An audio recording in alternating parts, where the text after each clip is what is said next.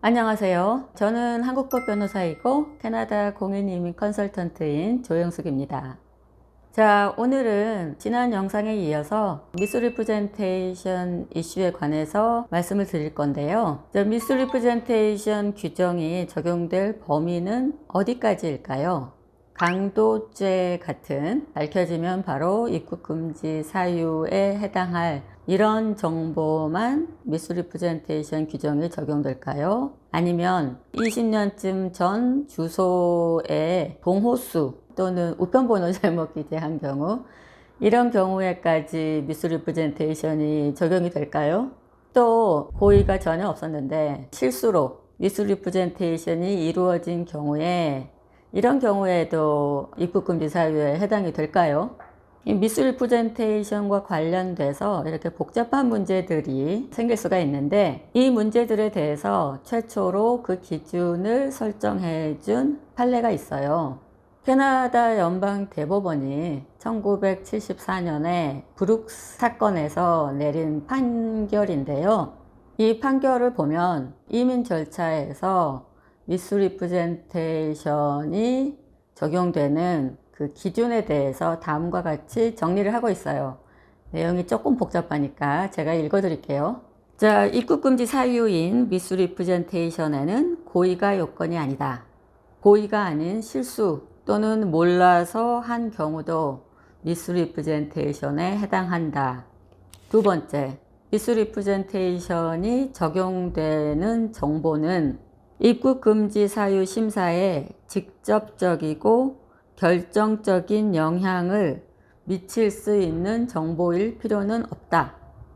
심사나 질문을 회피할 수 있는 정도의 정보도 중요한 정보에 해당한다. 진짜 무시무시하죠?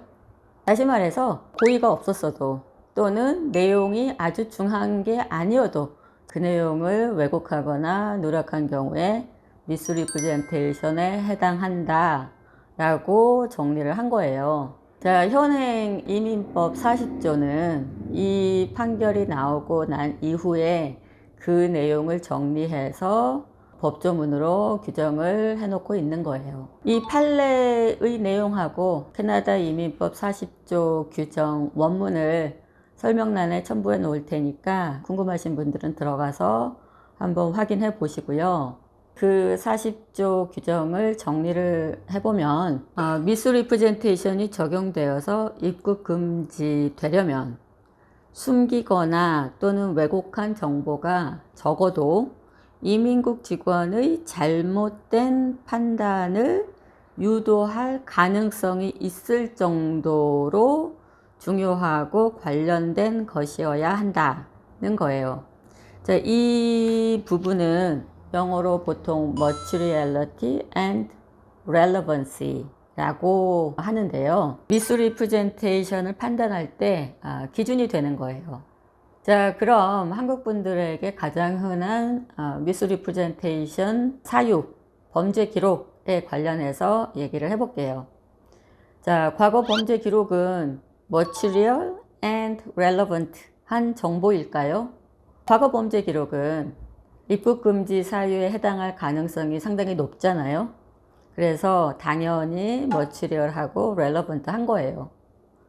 그 내용을 왜곡하고 숨기면 당연히 미스리프레젠테이션 적용을 받게 되는 거죠. 자, 그러면 제가 지난 10회부터 14회 영상까지 설명드렸던 사면 간주에 해당되는 기록들, 예를 들면 0.1% 혈중 알코올 농도로 음주 기록이 한 건 있어서 10년이 지났다. 이러면 더 이상 사면을 신청할 필요 없는 사면 간주에 해당이 되는데, 그 내용을 공개하지 않으면 미스리프레젠테이션이 될까요? 자, 그 기준은 캐나다 이민법 40조에 이렇게 되어 있는 거예요. 이민국 직원의 잘못된 판단을 유도할 가능성이 있으면 material하고 relevant하다 라고 판단을 한다는 거죠. 그래서 비록 criminality 이슈에는 해당이 안 되더라도 여전히 그 정보는 material and relevant 한 정보다 라고 해석을 하는 거예요. 그래서 사면 간주되거나 또는 캐나다에서 처벌받지 않는 그런 기록들도 공개를 해야 될 의무가 있는 거예요.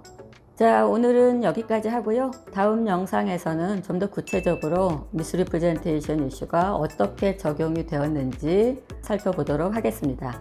자, 오늘 영상 도움 되셨으면 좋아요, 구독, 알림 설정 잊지 마시고요.